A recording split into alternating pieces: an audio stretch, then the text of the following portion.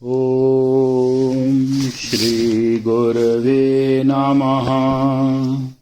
ओम शांति शांति शांति। अखंडानंद बोधाय शिष्य संतापहारिणे सच्चिदानंद रूपाय रामाय गुरवे नमः। ओम शांति शांति शांति। स्वामी विवेकानंद जी के दिव्य ग्रंथ ज्ञान योग के अध्याय अपरोक्षानुभूति से, जिसमें नचिकेता और यम की बहुत सुंदर आध्यात्मिक वार्ता चल रही है, तीसरे प्रश्न की व्याख्या कर रहे हैं स्वामी जी। उसी व्याख्या में कल कहा था कि जब तुम सत्य को जान लोगे, क्योंकि तुम स्वयं ही सत्य स्वरूप हो जाओगे, जानत तुम ही हो जाएगी। अब आगे लेते हैं। एक दृष्टांत से बता रहे हैं। रोम में एक बड़ा धनी व्यक्ति था। उसने एक दिन जाना कि उसके पास अब केवल 10 लाख पाउंड ही शेष रहे हैं। उसने कहा, तब मैं कल क्या करूंगा? और ऐसा कहकर उसने उसी समय आत्महत्या कर ली। यही हालत है संसार की। 10 लाख पाउंड उसके लिए दारिद्र्य था, किंतु हम लोगों के लिए वैसा नहीं है।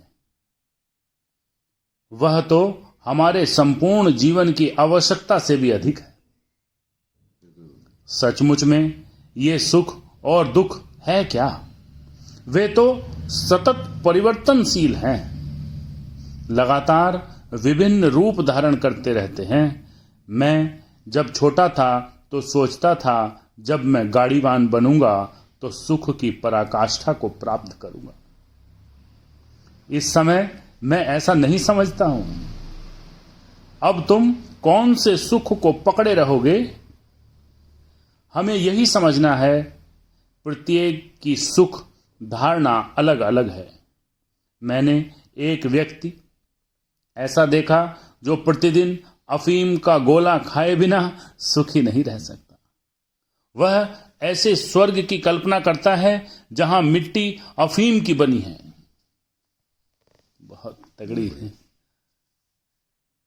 पर मेरे लिए तो वह स्वर्ग बड़ा दुखदाई होगा। हम लोग बारंबार एक अरबी कविता में पढ़ते हैं कि स्वर्ग अनेक प्रकार के मनोहर उद्यानों से पूर्ण है। उसमें अनेक नदियां बहती हैं। मैंने अपना अधिकांश जीवन एक स्थान में बिताया है, एक ऐसे स्थान में बिताया है जहां जल प्रचुर मात्रा में है, जहां प्रतिवर्ष बाढ़ में सैकड़ों गांव बह जाते हैं। अतएव मेरा स्वर्ग नदी और उद्यान से पूर्ण नहीं हो सकता। मेरा स्वर्ग तो ऐसा होगा जहां अधिक वर्षा नहीं होती। हमारी सुख की धारणा हमेशा बदलती रहती है।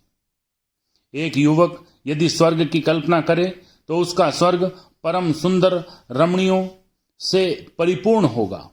उस व्यक्ति के आगे चलकर वृद्ध हो जाने पर उसे स्त्री की आवश्यकता फिर न रहेगी। हमारे प्रयोजन ही हमारे स्वर्ग का निर्माण करते हैं, और हमारे प्रयोजन के परिवर्तन के साथ साथ हमारा स्वर्ग भी भिन्न भिन्न रूप धारण करता है। यदि हम इस प्रकार के एक स्वर्ग में जाएं जहां अनंत इंद्रिय सुख प्राप्त हो, तो उस जगह हमारी उन्नति नहीं हो सकती। जो विषय भोग को ही जीवन का एकमात्र उद्देश्य मानते हैं, वे ही इस प्रकार के स्वर्ग की प्रार्थना करते हैं। यह वास्तव में मंगलकारी न होकर महान अमंगलकारी होगा। यही क्या हमारी अंतिम गति है? थोड़ा हंसना रोना, उसके बाद कुत्ते के समान मृत्यु हो जाना। जब तुम इस सब विषय भोगों की प्रार्थना करते हो तो उस समय तुम यह नहीं जानते कि मानव जाति के लिए जो अत्यंत अमंगल कारक है तुम उसी की कामना कर रहे हो।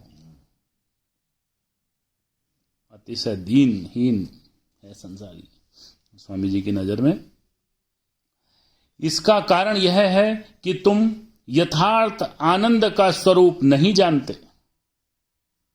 वास्तव में दर्शन शास्त्र में आनंद को त्यागने का उपदेश नहीं दिया गया है। उसमें तो यथार्थ आनंद क्या है बस इसी का उपदेश दिया गया है और वह है अपना स्वरूप। ओम शांति शांति शांति।